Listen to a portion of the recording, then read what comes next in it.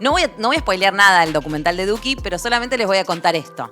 Les voy a contar que Duki afirma, en un momento del documental, una afirmación que me encantó que dice: si yo canto She Don't Give a Fuck como triste, sintiéndolo así medio triste, la gente explota mucho más que si yo lo cuento desinteresado, o sea, la canto desinteresadamente. Y esto lo quiero conversar con Ale Hartman, el director del documental de Duki que está en los estudios de Antesana. ¿Cómo estás? Bienvenido. Bienvenido. Todo de 10, sale un lujo tenerte acá. ¿Vos cómo estás? Ya te vi como viendo nuevas ubicaciones de la mansión que antes no estaban, quizá. Claro, yo vine... Porfa, cerca del micrófono. Sí, la última vez que vine fue hace casi un año, debe haber sido más de un año, que vinimos a filmar acá y estaba un poco más abandonada, Ok. más dejada, así que nada, está todo nuevo. Estoy como eso, mirando. Bueno, lindas palabras porque le estamos poniendo muchísimo amor, mucha luz y actividad. Estamos muy contentos con todo lo que está sucediendo en Antesana en este nuevo capítulo, podríamos decir. Todavía no vi el documental, pero al menos mi primera pregunta e inquietud es un poco cómo... a ver, sí vi el de Carmel, sí vi el de Jabran y Cabezas, por ejemplo, y demás, pero digo, ¿cómo llegás vos a Duki? Bueno. Que digo, para nosotros es obvio y desde Antesana 247 es más obvio todavía. Bueno, Pero conociendo un poco y viendo otra de tus obras, digo, ¿cómo llegaste hasta ahí? Bueno, primero que nada para mí fue una maravilla, una gran oportunidad, un golpe de frescura poder hacer eso, viniendo justamente de varios años haciendo True Crime. Claro, ya estaban todos vivos, ya eso era increíble. No, pero ahora les cuento un poco cómo llegué, pero la verdad es que yo tengo un pasado muy relacionado con la música, porque yo hice muchos videoclips en los 90s, en la época dorada de los videoclips. Uno legendario con el que muchos escuchamos los primeros raps, que debe haber sido el 95-96, el de Abarajame, por ejemplo. Exacto, hice varios de los Kuriaki y bueno, y varios clips más, pero después me alejé un poco de todo eso, básicamente porque nunca ganaba plata, hacíamos videoclips y en un momento era, bueno, esto tiene que ser un trabajo, y no terminaba de serlo. Y entonces, bueno, me fui por otros lados. Y la verdad es que fue una sorpresa. Me convocaron, no sé, habrá sido en febrero del año pasado. Me llamaron de Dale Play, que es la productora, el management de Duki. Un poco a partir de todo lo que había hecho con los True Crimes, pero también conociendo un poco ese pasado musical y nada, me lo ofrecieron y dije, sí, claro. Había un montón de material que Guido Adler, que es el fotógrafo que acompaña siempre a Duki y a muchos otros artistas, a Lali, a un montón de gente. Guido venía registrando hacía como 2 años material de las giras y de distintos momentos súper íntimos. Estaba todo ese material, no terminaba de tener forma y bueno, ahí me sumé yo y empezó a armarse un poco la idea de la peli, la necesidad de hacerle una entrevista a él, de acercarnos a la familia y de encontrarle también un final porque se estaba por venir al Bernabéu, estaban por pasar nuevas cosas, entonces había como que seguir produciendo material. Y bueno, y ahí me sumé, pero eso, fue un montón de frescura para mí de música. Al momento de esta entrevista, el documental todavía no está para que el público lo vea, o sea, se publica mañana. ¿Estás nervioso? Poquito, pero no, ya por suerte estrené varias en Netflix, entonces y le tengo... Mira, pasa algo, a ver, después le puede ir re mal y lo peor que podría pasar es que a los fans no les guste, eso sería terrible, pero yo estoy contento. Qué bueno. Y todo el equipo, la verdad es que estamos contentos un poco desde el primer corte, desde que hicimos la entrevista acá. Yo creo que cuando logramos hacer la entrevista a Mauro Duki acá en la mansión y pasó ese momento, fue como dijimos, bueno, tenemos una película. Entonces, viste, cuando sentís que tenés algo que está bueno y que te gusta a vos, estás menos nervioso. Qué bueno. La verdad que yo lo vi y me encantó. ¿Lo viste? Sí. Tuve el Netflix, me mandó un mensaje milagroso y me dijo, míralo antes, así podés hablar de esto. Y un poco por eso esta entrevista. Y la verdad que me encantó. Siento que como fanática que sabe muy bien la historia, hay cosas que me imagino que mordiéndose las uñas deben haber quedado afuera, pero que como fanático a uno también le hace feliz saber cosas que están por fuera del documental. Y a la vez siento que si lo ve desde una persona de otro país hasta alguien que no conoce nada de él, de la movida, del género, se puede llevar como una re buena radiografía de lo que es un momento. Y la verdad que la historia que eligieron contar me encantó. Y un poco eso te quiero preguntar, porque además el documental es mi género preferido. ¿Cómo haces cuando eso no es nada? Cuando eso no tiene forma. Cuando Guido Adler te dice, toma, tengo 4000 teras de grabación. O sea, cuando nada es nada. Bueno, a ver, primero, gracias. Y tratamos de hacer una película lo más inclusiva posible, en el sentido de que tratar de darle al fan lo que el fan quiere, que son por ahí algunos materiales nuevos, cosas que no conocía, y también la historia y darle a su ídolo, pero también que fuese una película que quien no sepa nada de Duki ni del género pudiese disfrutar y entender, básicamente. Pero en relación a tu pregunta, básicamente tenés que tratar de detectar si hay una historia en primera instancia, porque puede haber un registro, que es lo que había en este caso, que es nada, un registro directo, seguir a alguien mucho tiempo, pero también hay que entender qué historia hay ahí adentro. Si en esos 4000 teras de material hay una historia, y además si hay una historia natural, y en este caso había una historia natural. Creo que Duki tiene una historia muy clara, y una historia que es un poco una especie de camino del héroe, ¿no? Hay algo, también hay algo en el género cinematográfico, es el coming of age, ¿no? El joven que tiene que crecer y salir al mundo. Mauro pasó un poco por ese estadio, como un poco le pasa a todo el mundo, pero realmente con algunas peripecias bastante particulares. Entonces nos pareció que había una historia muy virtuosa naturalmente ahí, en la historia de él. Entonces había que seguir la historia. En general, lo que yo trato de hacer es eso, es encontrar cuál es la historia real que está ahí dando vueltas. En general hay una historia y hay que seguirla, pero a veces tenés que tener el olfato de encontrarla y saber dónde está esa historia. Claro, porque uno podría decir, bueno, la historia está en su camino en el 5.º escalón o en todo lo que él cuenta de cómo se siente en la secundaria y hasta que llega a hacer música. Después hay otra historia que es por ahí desde que empieza a conectar un poquito con la música y todo lo que le pasa en relación a las drogas o viviendo acá en la mansión, etcétera. Y después hay otra historia también que es la que un poco creo que ustedes de alguna forma eligen empezar a contar, que se ve en el teaser, se ve en el tráiler, que es como esta conferencia de prensa donde un gran colega le hace esta pregunta que lo quiebra completamente. Bueno, y ahí detectamos un conflicto. Este chico, este hombre tiene un conflicto, le pasa algo. Lo tiene todo y a la vez tiene una inseguridad, hay algo que le está pasando. Entonces, bueno, es empezar a hurgar en eso y en cómo eso se relaciona con su propia historia. Y ahí nos encontramos con algo alucinante, que es que este camino que él está recorriendo en realidad lo acompaña su familia, y su familia vive todas esas peripecias junto a él, y sus amigos. El momento, digo, es como una peli. Literal. Esa es la verdad. La historia que él nos ofrecía naturalmente, su propia historia de vida, tenía algo muy cinematográfico. La mejor para entrevistar a Sandra. Sí, No, era terrible. Yo la ves, llorás. Tuvimos que de mucho hecho rato. Duki le hizo una entrevista muy buena. Sí, también. comiendo fideos. Buenísima. Buenísima. Poniéndome un poco más nerd y a ver si Sí. se puede saber esta info, porque vos hablás de tener un montón de registro de muchos años y también de venir del true crime y de un pasado musical. Entonces, ¿hubieron documentales musicales de referencia o viste algunos otros? Pues, por Muy buena ejemplo, pregunta. esto me hace acordar en Netflix, hay un documental que explotó con la historia de Kanye West por un filmmaker que lo siguió durante años y ese material de repente se convirtió en oro y es un gran documental, Genius. Obviamente vimos todos esos. El de Kanye West, hay uno de Travis Scott también que está bueno.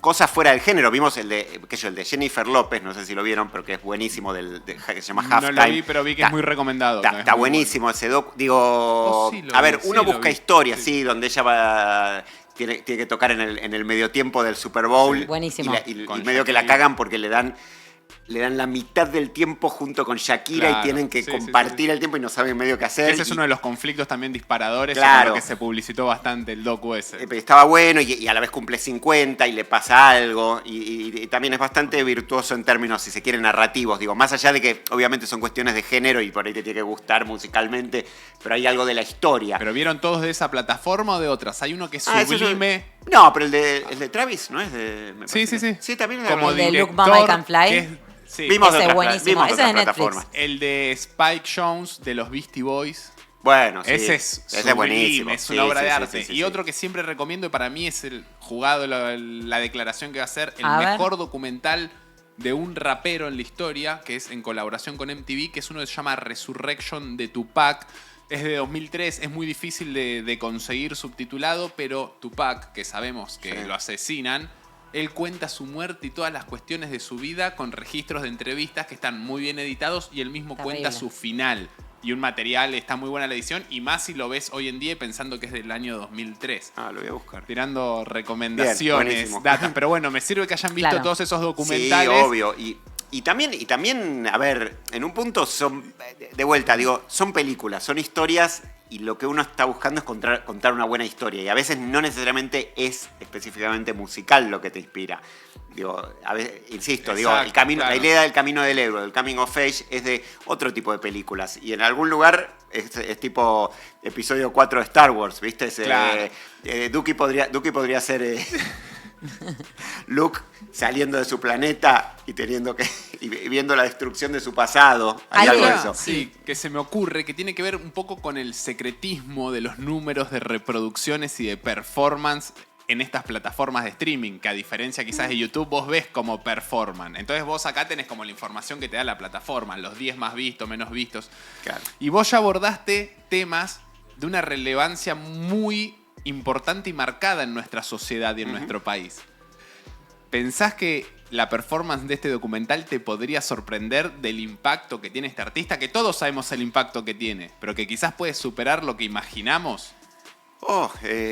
No lo sé, yo creo que lo va a ver mucha gente, espero que lo vea mucha gente, me gustaría que pase eso.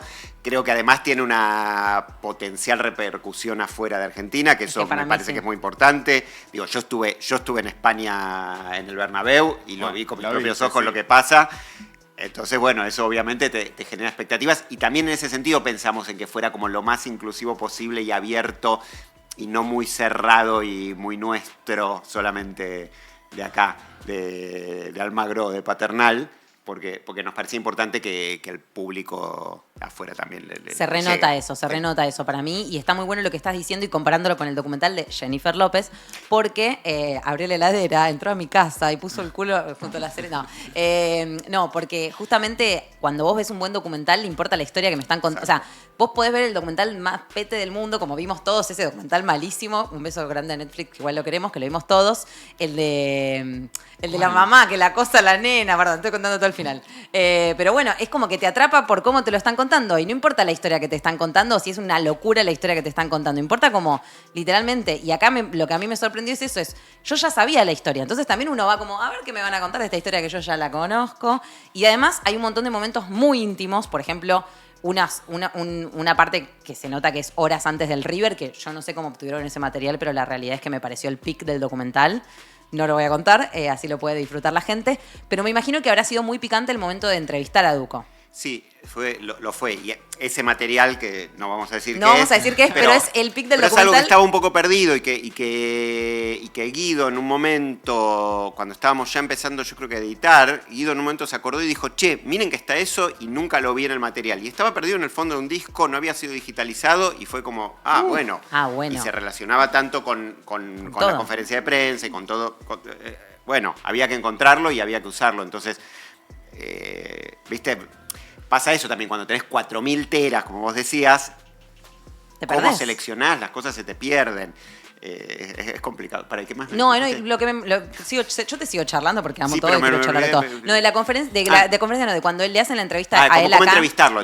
En la mansión. A mí lo que me gusta también es que, más allá de esta anecdotita que les conté hace un rato, que él dice que cuando canta She Don't Give a Fuck triste, se nota mucho más en la gente, él casi no habla de sus canciones, pero en muchos momentos, para responder cosas de la entrevista o cómo se siente, se cita a sí mismo. Absolutamente. Cita sus propias barras, que ahí es cuando decís, este chabón realmente es sincero en su música. Pero absolutamente. Él es uno. Es muy. No hay doble cara. Digo, por lo menos en la relación que yo tuve y lo que lo pude conocer, no tengo esa sensación. Y efectivamente, su arte es su vida. Claramente, pero claramente. Y lo ves inclusive en las rimas, en todo lo que es el freestyle, toda su primera etapa premusical, llamémosla. Claro. Que te das cuenta que hay una continuidad directa entre eso que a él le pasa, lo que él produce, sus rimas, y lo que después termina siendo su música. Y entrevistarlo no fue sencillo, porque él estaba un poco reacio al principio a hacer una entrevista. De hecho, quienes estaban antes de que yo entrara a la peli, ya había una idea de hacer una peli y no se había podido hacer una entrevista. Y a mí me parecía muy importante. Y es raro porque él es muy explosivo y tiene una facilidad con el habla, pero a la vez es tímido. Mauro tiene algo tímido. Hasta que hay un momento que dice, pongan esto en el documental. Ya claro, se emocionó. Pero no fue fácil llegar a la entrevista. Finalmente nos pusimos de acuerdo en que era necesaria una entrevista y yo hice algo que fue medio una decisión estética, pero después me di cuenta que fue muy bueno para la entrevista, que es que lo hice mirar a cámara. Y este mirar a cámara, que lo van a ver, él es el único que está como mirando a la cámara, ¿no? Claro. Así, como estoy mirando a la cámara. Sí. Que está mirando a la cámara. Eso lo hicimos con una especie de aparato medio raro, que es como un teleprompter, donde él me veía a mí en una pantalla, pero que al mismo tiempo estaba la cámara. Vos le lo entrevistabas, digamos. Yo lo entrevistaba. Y yo también lo veía en un monitor. Era como que los dos nos veíamos en monitores. Entonces, era casi como una videoconferencia. Era como una videoconferencia. Muy bueno. Entonces cuando él se sentó, yo le dije, bueno, va a ser medio raro, vas a hablar medio con Rod. Me dice, no, pero para mí es como un streaming, como un chat. Me dice, para mí es lo más normal. Y cuando terminó la entrevista me di cuenta que esa lejanía que tuvimos, pero estábamos al lado, nada más que yo miraba para allá y él para allá, hubo algo donde no mirarnos realmente a los ojos y que estuviese intermediado le dio como una profundidad donde él se soltó mucho. Se soltó de una manera que yo creo que si nos hubiese estado mirando así como yo hago habitualmente las entrevistas, no hubiese sucedido, hubiese sido todo un poco más tenso. Y creo que eso se ve en el documental, que hay una sinceridad y él se relajó. Preguntas nerds porque aparte soy entrevistadora. ¿Vos qué onda? O sea, ya tenías todo el material, sabías que tenías que encontrar como el relator de esta historia, que tenía que ser él de alguna manera, y tenías las preguntas todas preparadas, esperando respuesta. O sea, como, ¿cuánto de azar hay en eso? Porque a mí me pasa mucho, ¿no? Que por ahí armo una entrevista buscando una respuesta en un punto, ¿no? Obviamente. Como que uno arma vos como, no sé, vos tenés miles de videos de él chiquito jugando. Y entonces ahí le decís, ¿cómo era tu infancia? ¿Qué hacías? ¿Jugabas con tu hermano? ¿Jugabas con tu hermana? ¿Cómo era con tu mamá? ¿Viste? Y como que vas guionando un poco lo que querés que el otro te vaya comentando. ¿Cómo fue eso? A ver, yo suelo trabajar los documentales con un guión. Hago un guión antes. Un guión que yo lo llamo guión imaginario, porque no sé qué va a pasar, pero es lo que yo deseo que suceda. Ok. ¿Para qué me sirve eso? Me sirve para que cuando no sucede lo que yo deseo, me salta la alarma y digo, che, no tengo un conflicto, no está pasando nada, tenemos que salir a buscar otra cosa. Entonces me sirve tener un guión, como que si voy sin nada, por ahí no estoy detectando justamente esos conflictos narrativos, claro, y esos momentos como importantes. Entonces, obviamente, de ese guión surgen las preguntas. Es para que pase esto en el guión, preguntémosle esto. Pero aún así, yo trato de ir como muy relajado y muy abierto a que todo vaya a otro lado y a repreguntar, y cuando detecto que hay algo interesante o que hay un momento de emoción o que hay un silencio donde el entrevistado, en este caso Duki, se queda callado, digo, respetar eso y por ahí eso te lleva a otro lado. Entonces es un mix de todo eso que yo espero que suceda y lo que efectivamente está sucediendo. Entonces momentos como, y quiero que todo esto salga en el documental, que cuando vean el documental van a entender de qué se trata, porque está puesto en el ¿cómo se llama? En el tráiler está puesto sueltito, pero tiene una previa a eso. Bueno, ese es un momento de esos que bueno, se van de las manos, se van hacia otro lado y hay que respetarlos. Y bueno, y por ahí te llevan a otra parte. Después hay que volver a tomar el camino. Tengo un cuestionario, no lo estoy leyendo, porque también me parece como choto que el otro te esté, claro, ¿viste? Viendo leer. Totalmente. ¿No? Y lo que hago es mirar mucho a los ojos. Es como trato de hacer como hipnosis. Pero en este caso fue rarísimo para mí porque era a través de una cámara. Entonces, creo que después les voy a mostrar una foto de eso. Que es Dale, si recién mostramos una foto que nos mandaron ahí del equipo de Netflix también. Se veía que él está con ese. Se ve que era la cámara. Y es verdad que en algunos momentos, incluso en el documental, se hace como un pequeño back, ¿no? Donde uno puede ver tu teníamos cabeza. Como una cámara en la cual... A propósito de lo que decías, que a veces lo que esperás que suceda, ¿no? En las entrevistas. ¿Qué esperas que suceda a partir de mañana? Sabés que algo cambia mañana y ya no hay vuelta atrás. Después del estreno, en lo más profundo. No, a ver, ¿qué es lo que espero? Algo que, a ver, yo ya soy viejo y entré al mundo viejo, no tanto, pero un poco. No sos viejo, vale, un poquito, no un experimentado. poquito. No, pero no, quiero decir que para mí todo el universo, redes y todo lo que empieza a pasar con la repercusión que tienen estas cosas es un poco nueva en mi historia. Cuando hice Abarajame, no sabías cómo darte cuenta. Digo, te dabas cuenta que algo había pegado, no sé bien de qué manera. Porque sonaba las 24 horas. Claro, pero porque estaba el clip, pero no era tan fácil. Digo, si una canción, no sé, me acuerdo, el sumum de los 90s era que tu canción se convierta, la canción que, yo no soy el músico, pero era el videoclip, que se convierta en canción de cancha.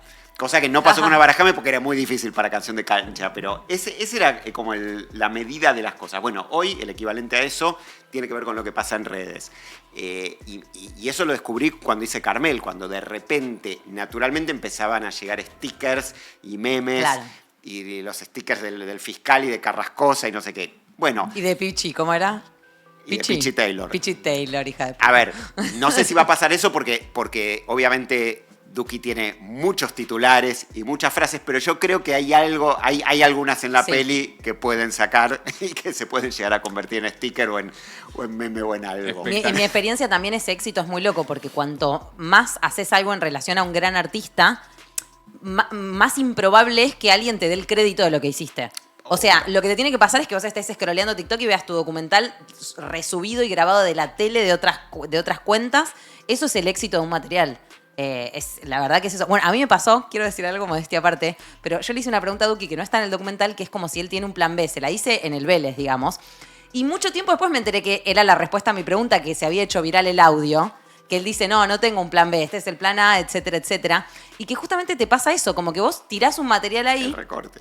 Claro, y es un recorte. No, pero está bien. Y es un recorte que es como que te trasciende también. Obvio. Y eso es como lo más lindo que te puede pasar en una En entrevista. Street hicimos un recorte con ese audio y tuvo como 5 millones de reproducciones. Bueno, de nada, ¿Qué es amor. eso? Es como, es que Me la debes. es que algo de lo que vos hiciste de repente se vuelva parte de la cultura popular. En este caso es raro y es al revés porque yo estoy registrando la cultura popular. Entonces también esperar que algo que ya es cultura popular, lo que yo haga sea más cultura popular, por ahí es mucho. Claro. Porque ya Duki es un fenómeno de cultura popular y Duki y el trap, obviamente. Pero pasa un poco por ahí te das cuenta y eso es lo que uno espera. Digo, a ver qué repercusión hay en las redes. Y desde que te confirman como director y ya estás dentro del proyecto, ¿qué impacto tuvo en tu círculo quizás más cercano o en familiares o conocidos o en hijos de familiares? Tengo hijos de 13, de 19 y de 25. Que te empezaron a respetar, ¿no? Que me empezaron a respetar. No, tuve que colar a mi hijo de 13, que tenía 12 acá y quedarse así. Tipo, no te muevas, que soy el director. Pero el otro día en la escuela, mi papá es lo máximo. No, porque nosotros no podemos contar. Es verdad. Nosotros tenemos. Bueno, a partir de mañana. Yo ahora, estuve ahí. Ahora cuando salió el tráiler, fue como, vieron que era verdad. ¡Ay, mi amor! Mi amor, ¿y en qué momento te diste cuenta lo que también se muestra en la peli que está buenísimo? Es como la importancia de la escena, que Duki representa el movimiento y eso me gusta mucho. ¿Lo supiste desde el comienzo? No, yo ya lo sabía.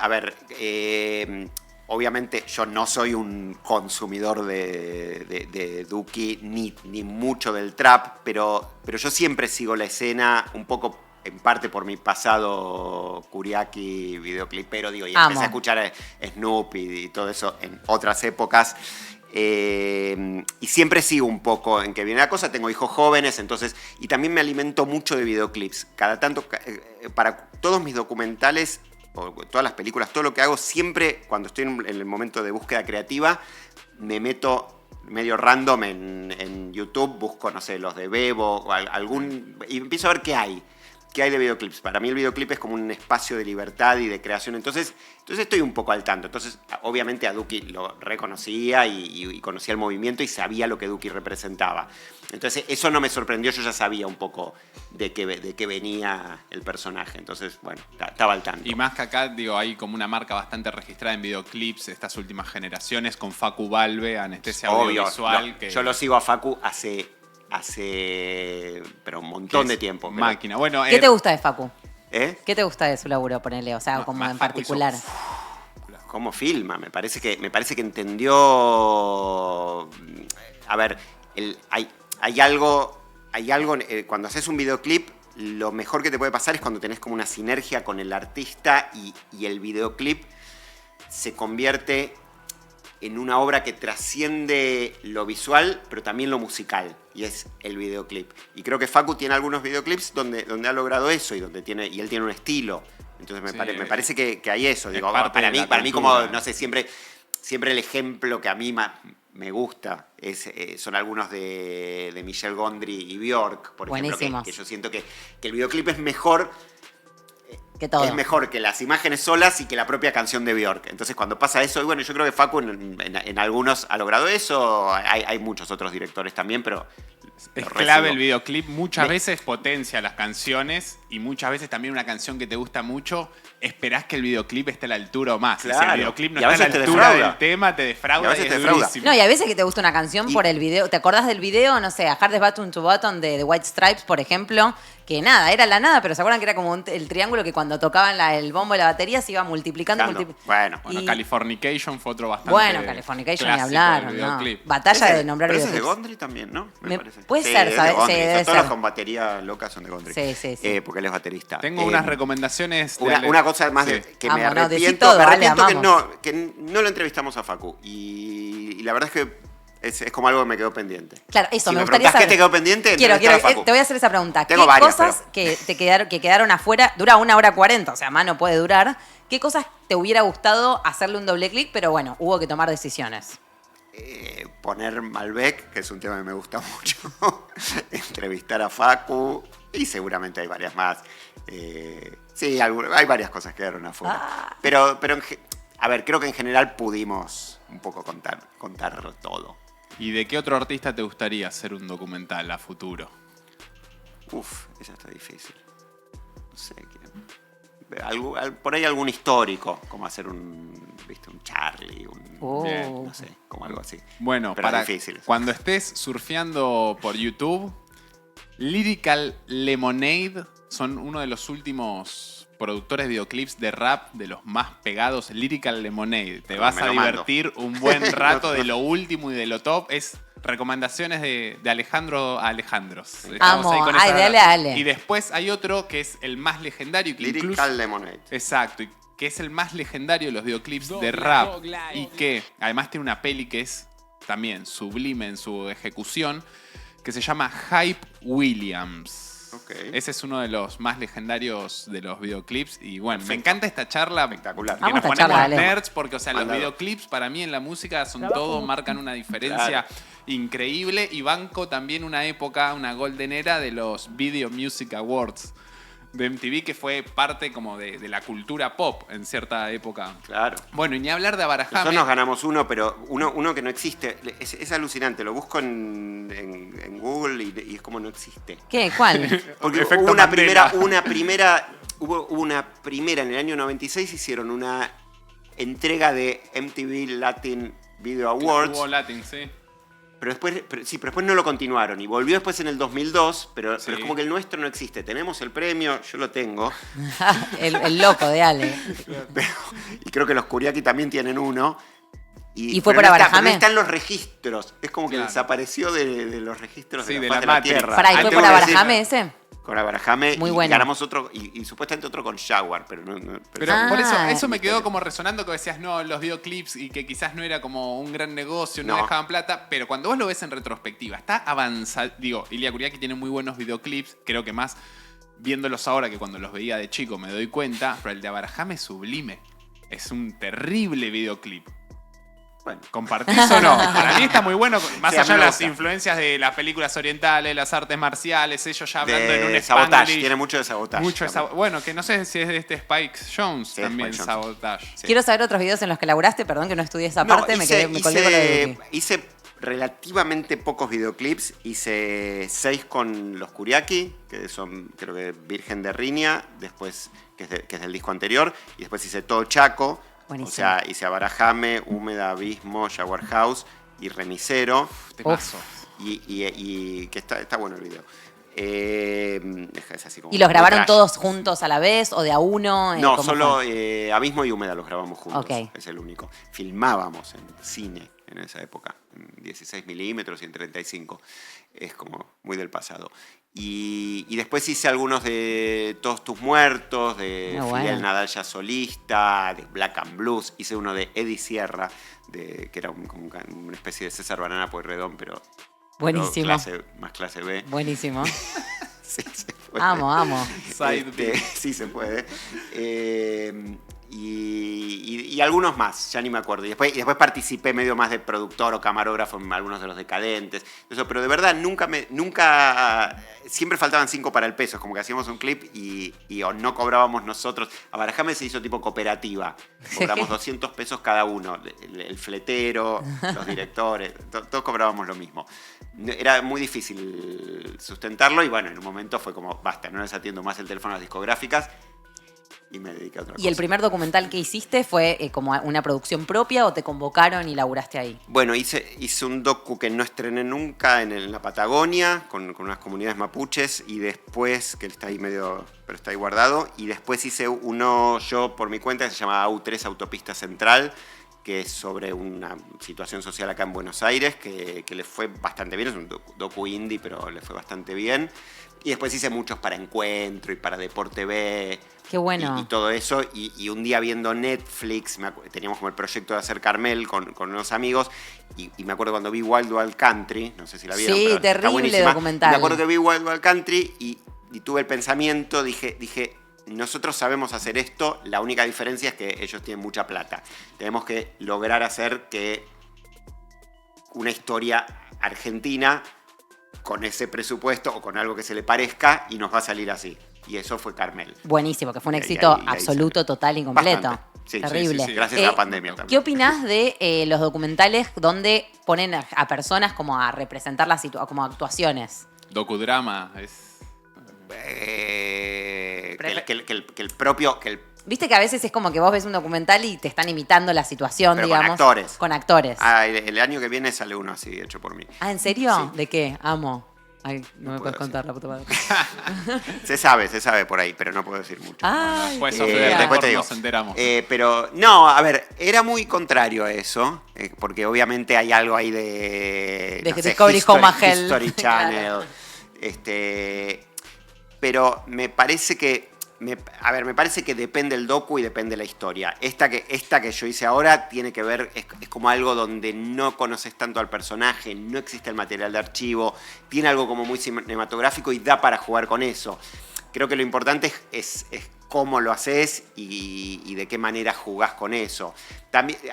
También filmar todo fuera de foco y solo manos, que es lo que ves en otro tipo de documentales, Claro. también es igual de... Digo, todo puede ser grasa o todo puede ser Súper fino. súper fino según cómo lo hagas, según la historia y según eso, cómo sea la historia. Lo Claro. importante, al final del día, yo creo que es la historia. Es verdad que ahora que vi el de Menem, por ejemplo, Pero la ficción... en la ficción, claro, te pasa que un rato estás tipo acostumbrándote a que tal es tal, Claro, porque claro. lo viste demasiado fuera de esa persona, ¿viste? Y como que a veces te tardás un rato. Y después te quedás pensando que Gilda es Natalia Oreiro y no entendés nada también, ¿no? ¿Viste? Claro. Como que te confundís completamente. Pero es interesante también. Yo creo que no hay reglas sobre esto, como no las hay en la música tampoco. Me parece que... Voy a hacer un doble clic si no hay reglas en las filmaciones. ¿Cómo estamos con los videos verticales? ¿Documental en video vertical algún día? Ya hay Sí. videoclips. Mira, el otro día alguien... ¿Quién fue que me comentó? No me acuerdo. No me acuerdo el rol, si era una fotógrafa o un editor, pero alguien me hizo entrar porque estuvo filmando, hay como una plataforma que hacen historias así. historias mediometrajes o cortometrajes o inclusive películas. Y la verdad es que hay algo donde siento que se banca un rato y después se pone complicado. Cuando quieren contar una historia y tienen que hacer un paneo y te das cuenta que están haciendo como unas fantasías increíbles para que entren las cosas adentro del cuadro. Entonces, me parece que en un clip está bien, me parece que por momentos en un documental está bien y por momentos es como complicado. Yo no es que me niego a eso, pero la verdad es que nosotros vemos así. Sí, pero bueno. Está bien que estamos así claro. ahora cada vez más. Pero creo que es como una dimensión en la que entramos de a ratos y de a ratos salimos a esto. Entonces me parece que es un poco las dos cosas. Es así. Porque hay bastante y controversia con el contenido vertical, pero digo, más allá de lo que uno piense, evidentemente es como llegó para quedarse. Sí, pero ay, no me acuerdo cómo se llama el sitio, pero estuve viendo como peliculitas, ¿entendés? Como narrativas, historias, y un rato te las aguantás y después se ponen medio complicadas, pero te das cuenta que el que está detrás de cámara, el director, está haciendo como unos esfuerzos medio denodados para poder contar las cosas. ¿Le hacemos la pregunta de la mansión? Aplica. Obviamente. Si te tuvieras que venir a vivir a esta mansión con 2 personas para laburar, para crear cosas, ¿con quiénes te vendrías? ¿Y por qué? Qué buena, está buena la pregunta. Me gustó. No, es que tengo... que está 2. difícil. Claro, 2. No, y me vendría con alguno... Yo creo que me vendría con un guionista y un editor. Y no sé qué editamos. Y la vida de las abejas. No sé después. qué editamos, pero creo que haría eso. Porque primero te iba a decir con un par de guionistas, pero no, hace falta un editor. La verdad es que yo laburo mucho con editores y la mansión da para, ¿viste cómo es la isla de edición que es, ¿no? Al sótano, hay un sótano que es tremendo. Sí. Nos metemos al editor ahí, con el guionista estamos más por la zona del living, pensando la historia y editamos. Puede ser Nico, el editor de la peli, o Manu, que es el otro con el que estoy haciendo la otra peli, la que va a salir el año que viene. Pero yo creo que Nico lo veo bien. Y la traigo a Tati, que es la guionista Buenísimo. de Duque. Y una pregunta más también, y hablando un poquito de la mansión. Vos dijiste que fuiste a verlo a Duque al Bernabéu, no sé si lo habrás visto alguna vez antes en vivo. Sí. Sí. Y viniste acá a la mansión. ¿Qué sentiste cuando o sea, me imagino que habrá sido como una herramienta re piola para conectar con algo más material y real de su historia, ¿no? ¿Qué sentiste cuando viniste acá o te pasó algo esto de...? Es un flash. O sea, yo primero soy medio loco de las casas viejas y de la época de esta casa, que es como años 30 probablemente, 40 seguramente. Me encantan las casas con jardín, la cosa larga, me gusta el barrio. Entonces entré y dije, y la escalera. Y dije, no, qué locura. Había visto Rockstar, que está filmado acá, y había visto algunos videos, pero no tenía como la noción de lo que era. Entonces cuando entré dije, claro, estos pibes estaban en una, pero en serio.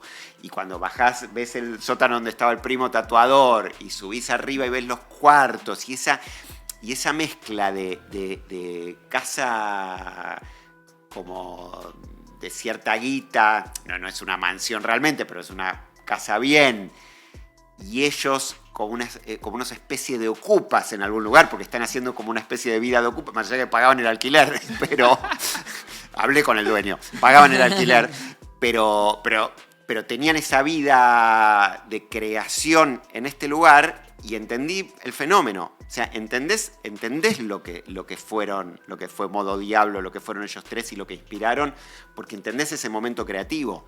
Y todo eso que Duki cuenta en la película, de yo estaba en un momento, él dice algo así como yo estaba en un momento súper inspiracional, dice, que no se lo podía explicar a mi familia, no me lo iban a entender. Y claro, ellos estaban en un momento de inspiración que tenía que ver con los excesos, pero la casa esta les daba esa contención, yo creo, y esa elegancia. Tal cual, tiene algo mágico y también si te gusta como las infraestructuras, todo lo edilicio, es como muy rara la distribución también, porque es como el salón con el entrepiso, ¿qué hay? ¿Evento? ¿Para qué se construyó? Y Mauro no volvía a la casa desde que se había ido. Desde hacía muchos años que no volvía. Él no había querido volver y fue fuerte para él venir. Por eso fue como él aceptó hacer la entrevista acá, fue una idea mía, yo se la propuse, él aceptó Y creo que parte de lo que tiene la entrevista tiene que ver con que lo hicimos acá. No es solo eso de lo que dije antes de, bueno, nos miramos a los ojos y él miraba acá y estaba el monitor y me veía pero no me veía, sino que estaba en ese lugar. Entonces cuando él dice las fiestas que hacíamos acá y está acá y siente la escalera atrás y ve el entrepiso, me parece que hay algo ahí que a él lo colocó en un estado. ¿Te hizo el tour? No. Él hizo un pequeño tour y después se quiso ir. Fue fuerte para él. Me imagino. Fue interesante, como pensamos en registrarlo y después nos dimos cuenta que era un momento re íntimo de él. O sea, para él este lugar es un lugar de su vida importante donde le pasaron cosas y lo mueve. Y bueno, y eso habla también un poco de lo que vos decías antes de él como persona y la cosa honesta. La verdad que es un documentalazo. A partir de calculo que de las 12 de la noche de hoy ya van a poder verlo. ¿No? Nadie sabe los horarios de esas cosas. Yo no creo sé, que sí. Seguramente, la gente se acuesta tarde. Yo lo tuve como lo con tuviste un link vos. que aparte te clavan tu mail ahí, cosa de que no puedas pero hacer tuve como nada. 2 meses y lo fui viendo que le ponen los subtítulos en árabe y todas cosas así. Pero ahora me lo sacaron. Ya está. Ya no. Hace 2 días que no lo tengo más. Entonces Le pasaron el acceso a Sofi Carmona. Me lo dieron a mí. Yo la verdad que a toda así honra. Que hoy a las 12 de la noche voy a fijarme si está. No, yo creo que a partir de las 12 de la noche, porque bueno, es el jueves 2 de octubre, justamente, véanlo, tómense el rato, pueden también tomarse el fin de, tampoco hay tanto apuro, pero realmente es 1:40 de reconocer a un artista que ya conoces, de encontrarte con Mauro también de una manera muy particular, de verlo en momentos muy vulnerables, muy sensible, muy seguro de sí mismo, muy orgulloso del camino recorrido y de poder tener un paneo de todos sus amigos, de todos sus colegas, de todas las personas que él quiere muchísimo. Muy fino, me pareció muy fina la selección de los momentos en los que aparece Emilia, su pareja. Me pareció siempre al ángulo lo que dice Sandra, que es la verdad, la que te quiebra, la que te hace llorar. Un Roberto súper duro también, ¿no? Como una persona que sufrió muchísimo también por su hijo y que está muy orgulloso también de quién es hoy en día. Guille, perdón, Roberto no. Yo sé quién es. Un Guille que está súper, como muy también como atravesado por un montón de cosas. Cualquiera, perdón, haber dicho mal el nombre. También, bueno, la hermana del Duco, el hermano, tipo, todo lo que te van contando realmente como que es muy piola. Y a mí algo que me gustó mucho de conocer esta historia es que es una historia, o sea, es Duco y es su talento, pero hay algo de historia colectiva. Total. Y de historia familiar. Y me parece que al final, hay algo donde está bueno estar contenido y estar más o menos bien acompañado en la vida. Creo que eso ayuda tanto y te das cuenta en la historia de Mauro Ducchi. Una frase de todos los tiempos, nadie se salva solo, es una recontra verdad que también la dijeron en el Eternauta, creo, ¿no? O estoy diciendo ya todo mal y porque terminó el programa. Ya estoy diciendo cualquier nombre, sí, tu mamá Marta. Es que nos quedan unos minutos y quería preguntarte esto. Por lo general, después de cada proyecto, cada lanzamiento, ¿queda alguna experiencia o aprendizaje a uno? ¿Vos sentís o cuál podría ser el aprendizaje que te quedó luego de el proyecto del documental Rockstar de Ducchi?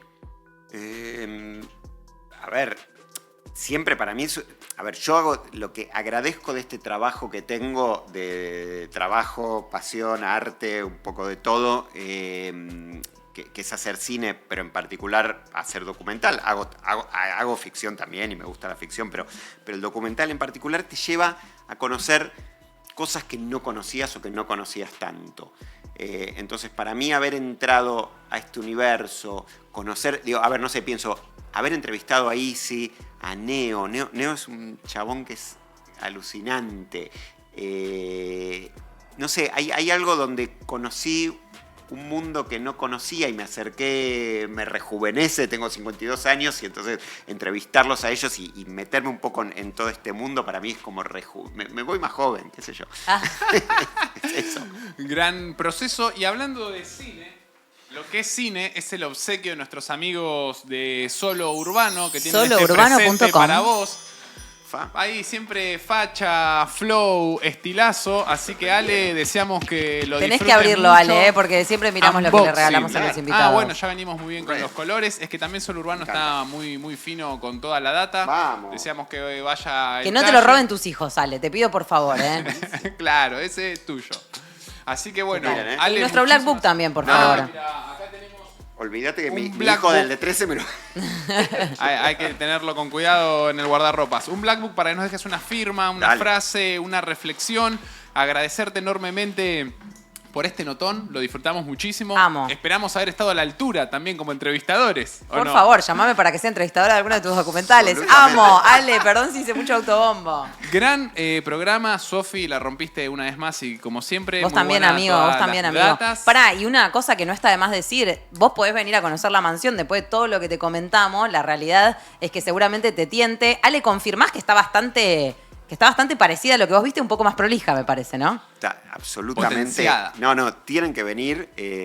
Si no conocen la mansión, es como un lugar de verdad flashero. Es flashero. Es el museo del trap, la casa del trap. No se diga más. Exactamente. Además, todos los días hay cientos de personas que pasan por la puerta, que firman, que se sacan fotos. Ahora tienen la chance de poder entrar de los eventos, para crear contenidos, hacer una visita guiada. Hay unas novedades ahí en el primer piso que estuve Upa, pispeando upa, hoy, que upa. están muy adelantadas, que cuando vengan y se comuniquen también en las redes sociales van a descubrir.